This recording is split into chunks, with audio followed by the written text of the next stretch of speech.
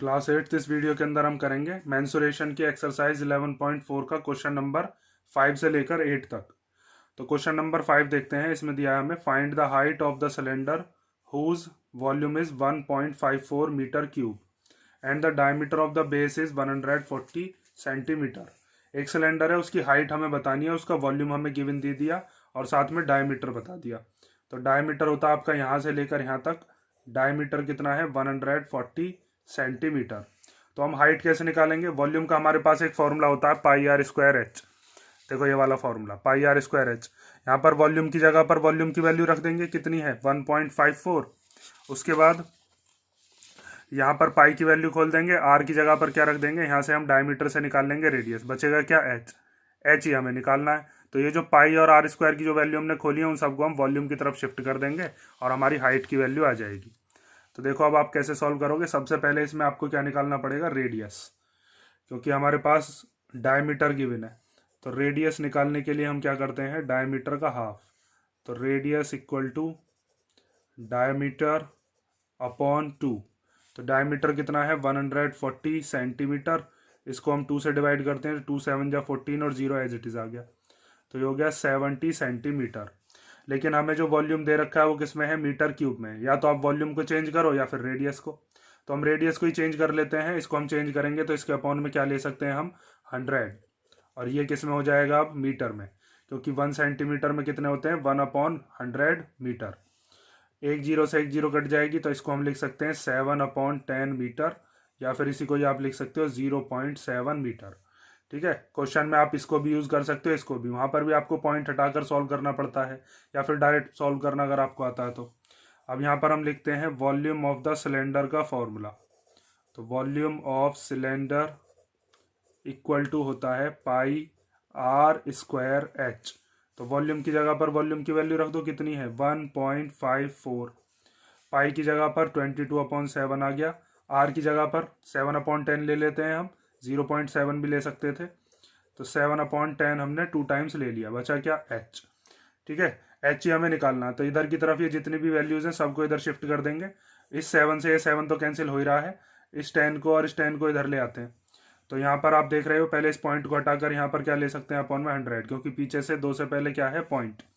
तो हम लिख सकते हैं 154/100, और ये दोनों 10 इधर आ जाएंगे, 10 × 10। इधर से 22 और 7 ये दोनों इधर मल्टीप्लीकेशन में थे, तो ये कहाँ पर आ जाएंगे, डिवीजन में। ठीक है, जो यहाँ पर डिनोमिनेटर में होते हैं वो न्यूमरेटर में जाते हैं, न्यूमरेटर वाले डिनोमिनेटर में आते हैं। इक्वल टू एच, इस जीरो से ये जीरो कैंसिल हो गई, इस जीरो से ये जीरो कैंसिल हो गई। उसके बाद 7 से इसको कैंसिल कर लेते हैं, 7 1 जा 7, 7 2 जा 14, 1 बचा, 1 और 4 कितना हो गया 14, तो 7 2 जा 14। 22 के डबल में 22 1 बार आ जाएगा, तो 1 और 1। ठीक है, ऊपर की तरफ क्या बचा, बस ऊपर भी और नीचे भी 1 ही बचे हैं। तो डिनोमिनेटर का 1 तो हम लिखते नहीं है, 1 1 जा 1 1 जा 1 आ गया। तो इसका मतलब ये जो हमारे पास सिलेंडर है इसकी हाइट कितनी है 1 मीटर। तो लास्ट में आप लिख दोगे hence the height of cylinder is 1 metre. Hence the height of the cylinder is 1 metre. ठीक है, नेक्स्ट क्वेश्चन देखते हैं। सिंपल सा क्वेश्चन था ये तो देखो क्वेश्चन नंबर 6 में हमें दिया है a milk tank is in the form of cylinder whose radius is 1.5 metre and the length is 7 metre. Find the quantity of milk in litres that can be stored in the tank. Means एक हमारे पास दूध का एक tank दे रखा है, आपने गाड़ी के ऊपर रखा हुआ भी देखा होगा, आपकी बुक में भी दिखा रखा है एक दूध का टैंकर जो कि सिलेंडर की शेप में। ये लेटा हुआ था, मैंने ऐसे करके बना दिया इसको। तो ये सिलेंडर जो है इसकी हमें रेडियस बताई है, रेडियस कितनी दे रखी है 1.5 मीटर, और इसकी लेंथ कितनी है, मीन्स यहाँ से यहाँ तक इसकी हाइट दे रखी है कितनी 7 मीटर। ठीक है, अब बात आती है इसमें हमसे पूछा क्या है, इसमें हमसे पूछा है find the quantity of milk, मतलब इसके अंदर कितना दूध आ सकता है, और हमें आंसर बताना है किसमें, लीटर्स में। तो मैंने आपको बताया था कि जब भी आपसे क्वांटिटी पूछता है तो वहां पर आप क्या निकालोगे, वॉल्यूम निकालोगे। क्योंकि कैपेसिटी पूछे, वॉल्यूम पूछे, तो हम हमेशा क्या निकालते हैं वहां पर, वॉल्यूम निकालते हैं। फर्स्ट वाले क्वेश्चन में मैंने ये चीज आपको बताई हुई थी। ठीक है, तो इसमें हम क्या करेंगे, वॉल्यूम निकालेंगे। वॉल्यूम आएगा किसमें, हमारा मीटर क्यूब में। अब उसको मीटर क्यूब को हम किस में चेंज करेंगे, लीटर में। 1 मीटर क्यूब में कितने लीटर होते हैं 1000। तो हमारे पास जो आंसर आएगा हम उसकी मल्टीप्लीकेशन 1000 में कर देंगे। तो देखो इसका सॉल्यूशन अब आपको कैसे करना है। रेडियस है आपके पास कितनी, रेडियस इक्वल टू है 1.5 मीटर, और जो लेंथ है वो लेंथ कितनी बताई है, लेंथ को ही हम क्या मान लेते हैं h, वो कितनी है 7 मीटर। रेडियस को क्या मान लेते हैं, ये हो गई r। अब हम पहले निकालते हैं volume of the cylindrical tank. तो यहाँ पर लिख देते हैं volume of the cylindrical tank, इसका फॉर्मूला क्या होता है, पाई आर स्क्वायर एच। पाई की जगह पर 22/7 आ गया, आर की जगह पर क्या ले सकते हैं हम 1.5 दो बार, ठीक है। उसके बाद क्या बचा, एच बचा, एच की जगह पर क्या ले लेते हैं 7। इस 7 से ये 7 कैंसिल हो गया, क्या क्या बचा अपने पास 22 बचा और 1.5 इंटू 1.5 बचा। तो 15 का स्क्वायर तो आपको आता ही होगा, 15 का स्क्वायर कितना होता है हमारे पास 225। तो 225, एक से पहले इसमें पॉइंट है, एक से पहले इसमें, तो यहाँ पर 2 से पहले क्या आ गया पॉइंट। अब 22 की से मल्टीप्लीकेशन कर लेते हैं, 2.25 की मल्टीप्लाई 22 में, तो 2 5 जा 10, 2 2 जा 4 एंड 1 5, 2 2 जा 4, यही चीज़ इधर आएगी 0 5 4, यहाँ से 0 5 और 0 5 ही हो जाएगा, 5 और 4 9 हो गए, यहाँ से 4 आ गया। यहाँ पर 2 से पहले पॉइंट था तो आंसर में भी 2 से पहले क्या लगा देंगे पॉइंट। तो ये कितना आया हमारे पास 49.5 मीटर क्यूब, ठीक है। पॉइंट के बाद वाली ये 0 आप चाहो तो लिख लो, इसको हम इग्नोर भी कर सकते हैं। अब हमें बताना है quantity of milk in litre. तो ये जो हमारे पास आंसर आया इसमें हम किसकी मल्टीप्लिकेशन कर देंगे 1000 की। तो यहाँ पर आप लिखोगे quantity of milk in litres equal to 49.5 multiply by 1000। अब ये लीटर में चेंज हो गया, इसके आगे रीजन लिख के बताओगे इसका कि 1 मीटर क्यूब में कितने लीटर होते हैं 1000 लीटर, ठीक है। तो यहाँ से हम पॉइंट हटा देते हैं, पॉइंट हटाकर एक 0 आ जाएगा क्योंकि पीछे से एक से पहले पॉइंट था, इस 0 से ये 0 कैंसिल हो जाएगी। तो 495 और 2 0 ये वाले, तो कितना आ गया 49,500 लीटर दूध उस टैंक के अंदर आ सकता है, ठीक है। नेक्स्ट क्वेश्चन देखते हैं, चलो 7 क्वेश्चन देखो इसमें दिया है if each edge of the cube is doubled. मतलब अगर आपके पास कोई एक क्यूब है और उसकी एज को क्या कर दिया जाए, दुगना कर दिया जाए। How many times will it surface area increase, तो उसका सरफेस एरिया कितना बढ़ जाएगा। How many times will its volume increase, तो उसका वॉल्यूम भी कितना बढ़ जाएगा, ये हमें बताना है। तो मान लीजिए पहले मेरे पास एक क्यूब था ये वाला, और इस क्यूब की एज में कितना मान लेता हूँ x। तो सब जगह से कितनी कितनी थी x, और यहाँ पर कह रहा है ये डबल होगी, तो डबल होने पर ये कितनी हो जाएगी, ये हो जाएगी 2x, ठीक है। अब हमें फर्स्ट वाले पार्ट में कहा है सरफेस एरिया कितना बढ़ जाएगा, साइड कितनी बढ़ गई है, साइड तो दुगनी हुई है, डबल मतलब दुगनी, तो सरफेस एरिया कितने गुना बढ़ जाएगा। तो यहाँ पर हम ये चीज मान लेते हैं, let the edge of cube, edge of cube हमने कितनी मान ली x, ठीक है। तो इसका सरफेस एरिया क्या होगा, सरफेस एरिया का फॉर्मूला आप पढ़ चुके हो। सरफेस एरिया अगर पूछा जाता है तो टोटल ही लगाते हैं, उसका फॉर्मूला होता है 6 इंटू एज का स्क्वायर। तो 6 इंटू एज की जगह पर x, तो x का स्क्वायर, ये कितना हो गया 6x स्क्वायर। और अगर इसका मैं वॉल्यूम निकालना चाहूं तो वॉल्यूम क्या होगा, वॉल्यूम का फॉर्मूला होता है एज का क्यूब। तो एज कितनी मानी हमने x, तो x का क्यूब, ठीक है। अब फर्स्ट कंडीशन में जो हमसे फर्स्ट वाला पार्ट है उसमें इसने कहा था कि अगर एज को दुगना कर दिया जाए तो सरफेस एरिया कितने गुना बढ़ जाएगा। तो यहां पर हम लिखते हैं कि if each edge is doubled, अगर हर एक एज को डबल कर दिया जाए तो अब हमारे पास जो एज होगी वो कितनी हो जाएगी, वो एज हो जाएगी अब 2x, ठीक है।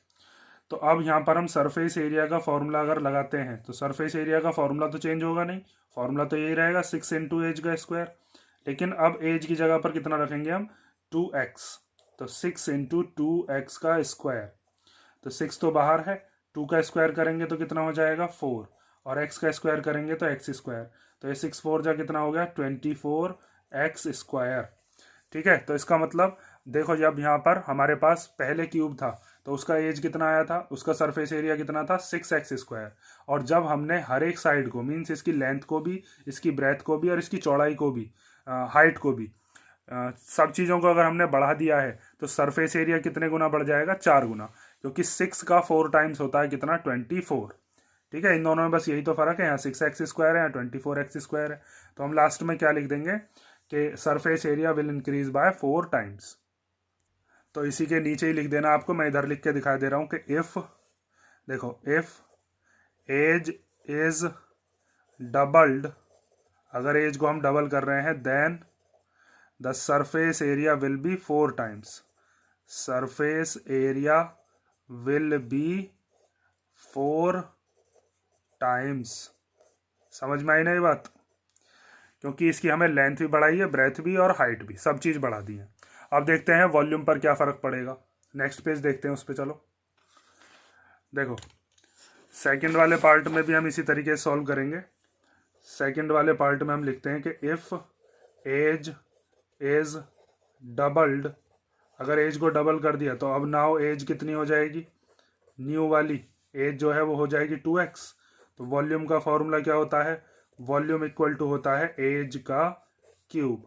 तो एज की जगह पर कितना रखेंगे, 2x का क्यूब। जैसे यहाँ पर पहले x का क्यूब था, यहाँ 2x का क्यूब, क्योंकि साइड दुगनी कर दी गई है। तो 2 का क्यूब कितना होता है 8, x का क्यूब कितना हो जाएगा x क्यूब। 2 के क्यूब का मतलब पता है ना, 2 इंटू 2 इंटू 2, 2 की 3 बार मल्टीप्लाई। तो यहाँ पर आप देखकर बता सकते हो कि x क्यूब और 8x क्यूब में कितने गुने का फर्क है, यहाँ पर 8 टाइम्स का फर्क है। तो यहाँ पर आप लिख दोगे कि जब हम एज को डबल कर रहे हैं तो वॉल्यूम कितना इंक्रीज हो रहा है, 8 टाइम्स। तो यहाँ पर लिखेंगे if edge is doubled then the volume will be increased by 8 times. ठीक है, कितने गुना बढ़ गया, 8 टाइम्स बढ़ गया है। ठीक है, और इसको आप किसी से भी मेथड से करके देख सकते हो, मतलब कुछ भी मान सकते हो। जैसे यहाँ पर x माना है, x की जगह पर अगर कोई डिजिट भी मानते हो आप, जैसे अगर आपने मान ली कि इसकी साइड 10 है तो ये भी 10 होगी, ये भी 10 होगी। फिर यहाँ पर आप साइड कितनी लोगे, 20, क्योंकि दुगनी बताई थी इसने। तो यहाँ पर भी 20, ये वाली भी 20, ये वाली भी 20। 100 मानोगे तो इसे 200, कुछ भी मान के करोगे तो ये 4 टाइम्स ही बैठेगा। जो सरफेस एरिया है, और वॉल्यूम कितना बैठेगा, 8 टाइम्स। ठीक है, 7 क्वेश्चन हो गया, 8 क्वेश्चन देखते हैं चलो। तो लास्ट क्वेश्चन है इस चैप्टर का, इसे देख लो। Water is pouring into a cuboidal reservoir at a rate of 60 litre per minute. एक कोई रिजर्वायर है जिसके अंदर पानी वगैरह को इकट्ठा किया जाता है, और उसके अंदर जो पानी जा रहा है उसका रेट कितना है, 60 लीटर पर मिनट। मतलब 1 मिनट के अंदर इसके अंदर कितना पानी चला जाता है, 60 litre. If the volume of the reservoir is 108 metre cube, और इसके अंदर टोटल कितना पानी आ सकता है, 108 metre cube. Find the number of hours it will take to fill the reservoir. तो इसको पूरे को भरने में कितने घंटे लगेंगे ये हमें बताना है। तो इसको हम क्या काम करेंगे, देखो, सबसे पहले तो हमसे जो पूछा है वो आवर्स में पूछा है, और हमें जो बताया है रेट वो किसने बताया है कि 1 मिनट में कितने लीटर पानी भर जाता है। तो हम क्या काम करेंगे, 1 घंटे में कितना पानी भरता है, पहले हम ये चीज़ निकालेंगे। उसके बाद हमें जो वॉल्यूम दिया है रिजर्वायर का वो किस में दिया है, मीटर क्यूब में। तो ये जो मीटर क्यूब में है इसको हम किस में चेंज कर देंगे, लीटर में। हमें पता है, अभी हमने पिछले क्वेश्चंस में भी किया था, 1000 की मल्टीप्लीकेशन कर देंगे तो ये लीटर में चेंज हो जाएगा। जब हमें ये पता चल जाएगा कि इसके अंदर कितना पानी आता है टोटल लीटर में, ठीक है, और हमें ये पता चल जाएगा 1 घंटे के अंदर कितना पानी भर जाता है, तो हम उन दोनों को कर देंगे डिवाइड। डिवाइड क्यों करेंगे, मान लीजिए इसका जो वॉल्यूम है वो आपसे ऐसे कह दिया जाता, मान लो 1 मिनट के लिए कि इसके अंदर 10 लीटर पानी आता है, और 1 घंटे के अंदर ये कह दिया जाए 2 लीटर पानी इसके अंदर चला जाता है। तो टोटल 10 लीटर पानी आना है, और 2 लीटर पानी 1 घंटे में। तो कितना टाइम लगेगा, 1 घंटे में 2 लीटर, 2 घंटे में 4 लीटर, 3 घंटे में 6 लीटर, 4 घंटे में 8 लीटर, और 5 घंटे में पूरा 10 लीटर भर जाएगा। तो 5 घंटे कैसे आएंगे, 2 से इसको डिवाइड करके ही तो आएंगे। तो हम क्या काम करेंगे, फिर उसको डिवाइड कर देंगे। तो देखो अब इसको सॉल्व कैसे करना है। सबसे पहले जो वॉल्यूम ऑफ रिजर्वायर दे रखा है उसको लीटर में चेंज कर लो। तो यहाँ पर हम लिखते हैं volume of reservoir equal to दे रखा है 108 मीटर क्यूब। तो 108 में मल्टीप्लीकेशन किसकी कर देंगे, 1000 की, क्योंकि 1 मीटर क्यूब में कितने लीटर होते हैं, 1000 लीटर। ठीक है, ये पिछले वाले भी किसी क्वेश्चन में भी हमने किया था। तो ये हो गया 108,000 लीटर। उसके बाद हमें बताया था कि पानी का जो जाने का रेट है वो कितना है। तो यहाँ पर हम लिखते हैं रेट ऑफ वाटर पोरिंग, वो कितना दे रखा है हमें, 60 लीटर पर मिनट, 1 मिनट के अंदर 60 लीटर पानी चला जाता है। तो हम निकालते हैं वाटर कितना चला जाएगा इसके अंदर 1 घंटे के अंदर। तो यहाँ पर हम लिखते हैं क्वांटिटी ऑफ वाटर या फिर volume of water, quantity of water pouring in reservoir in 60 minute. 60 minute मतलब 1 आवर, क्योंकि हमसे आंसर आवर में पूछा है इसलिए आवर में चेंज कर रहे हैं इसको।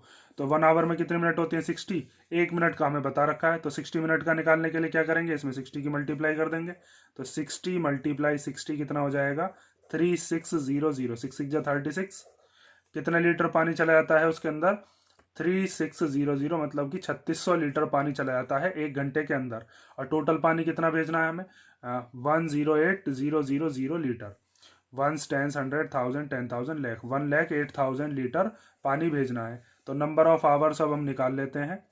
तो नंबर ऑफ आवर्स निकालने के लिए जो हमारे पास वॉल्यूम ऑफ रिजर्वॉयर है, वॉल्यूम ऑफ रिजर्वॉयर, उसको हम डिवाइड कर देंगे इससे, क्योंकि 1 घंटे के अंदर इतना पानी जाता है। तो 108,000 लीटर को किससे डिवाइड कर दो 3600 लीटर से। लीटर से लीटर कैंसिल हो जाएगा, 2 जीरो से 2 जीरो कैंसिल हो जाएंगी। उसके बाद 12 से कैंसिल कर देते हैं।